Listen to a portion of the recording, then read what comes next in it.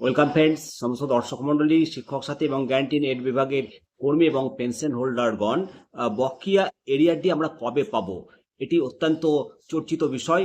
বর্তমানে আপনাদেরকে প্রথমেই জানিয়ে রাখি, 10ই এপ্রিল 2026 তারিখে যে বিজ্ঞপ্তি প্রকাশ হয়েছে, সেই বিজ্ঞপ্তিতে সাফ জানিয়েছে যে দ্রুত এসওপি জমা দিতে হবে, আর দেরি টালবাহানা করা যাবে না।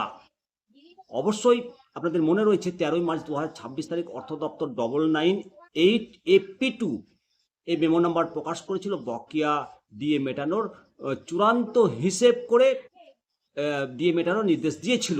তারপর আবার 1 এপ্রিল এটা বৈঠক হয়েছিল, পর্যালোচনামূলক বৈঠক হয়েছিল। সেই সভাতে প্রশাসনিক দপ্তরগুলোকে এসওপি তৈরি করার জন্য দায়িত্ব দেওয়া হয়েছিল। তবে আপত্তির জায়গাটা হলো যে টাইমের ব্যাপার। অর্থ দপ্তর জানিয়েছে যে এতদিন পার হয়ে গেছে, পার হয়ে যাওয়ার পরেও কোনো দপ্তরের পক্ষ থেকে এসওপি জমা পড়েনি। ঠিক কি পদ্ধতিতে কর্মীরা তাদের বকেয়া টাকা হাতে পাবেন এবং ক্যালকুলেশন করার ধরনটা কি হবে, এটা নিয়ে ধোঁয়াশা রয়ে গেছে। এই যে একটা টাইম পে টাইম একটা অচল অবস্থা, এই অচল অবস্থা কাটাতেই 10ই এপ্রিল আবার একটা কড়া চিঠি পাঠিয়েছে। সেই চিঠিটা আপনাদেরকে দেখাচ্ছি। এই চিঠির মেমো নাম্বার 13387AP2। এই মেমো নাম্বার অনুসারে 13 তারিখ আলটিমেটাম দেওয়া হয়েছে এবং যে অচল অবস্থা, এই অচল অবস্থা কাটাতেই একেবারে কড়া চিঠি পাঠাতে বাধ্য হয়েছে এবং ডেডলাইন দিতে বাধ্য হয়েছে অর্থ দপ্তরের কর্মীরা। মূলত কোন কোন দপ্তরের ওপর নজর দিয়েছে?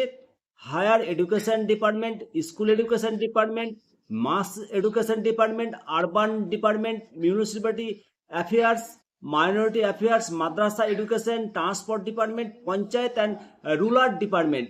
এই ডিপার্টমেন্টগুলোর ওপর নজর দিয়েছে।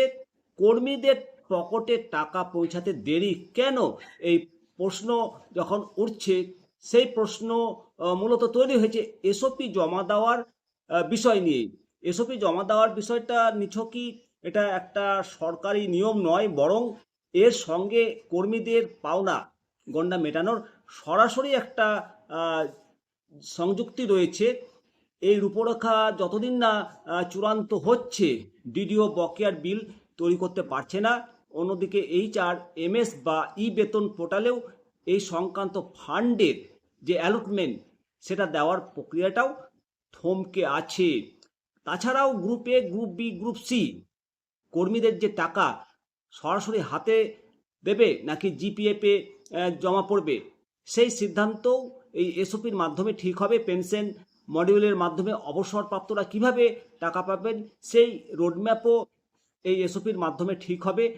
13ই এপ্রিলের যে ডেডলাইন, নবান্ন আর দেরি করতে রাজি নয় এবং সমস্ত পেনশন হোল্ডারদের এবং কর্মীদের ডিআর মেটানোর এসওপি ম্যান্ডেটরিভাবে জমা দিতে হবে। এই এসওপিটা অনুমোদন হয়ে যাওয়ার পরেই আর্থিক ছাড়পত্র মিলবে এবং বিশাল অঙ্কের বকেয়া দিয়ে মেটানোর পথটা প্রশস্ত করবে নবান্ন। মূলত যা হিসেব, প্রথম পর্যায়ে 2016 থেকে 2019 সালের বকেয়া দিয়ে এআইসিপিআই অনুসারে মেটানো হবে এবং সরকারি সিদ্ধান্ত অনুসারে গ্রুপ ডি কর্মীরা সরাসরি ব্যাংকের মাধ্যমে পাবেন। Group A, group B, group C কর্মীদের 24 মাসের লক ইন পিরিয়ড সহ সমস্ত টাকা জিপিএফ অ্যাকাউন্টে জমা পড়বে বলেই জানতে পারা গেছে। অবশ্যই আপনারা বিস্তারিত জানতে গেলে, বিস্তারিত তথ্য পেতে গেলে কমেন্ট সেকশনে আপনাদের কমেন্ট করবেন। প্রত্যেকটা কমেন্টের উত্তর দেওয়ার আপনাদের সঙ্গে যথাসাধ্য চেষ্টা করব। ভালো থাকবেন। জয় হিন্দ, বন্দে মাতারাম, ভারত মাতা কি জয়।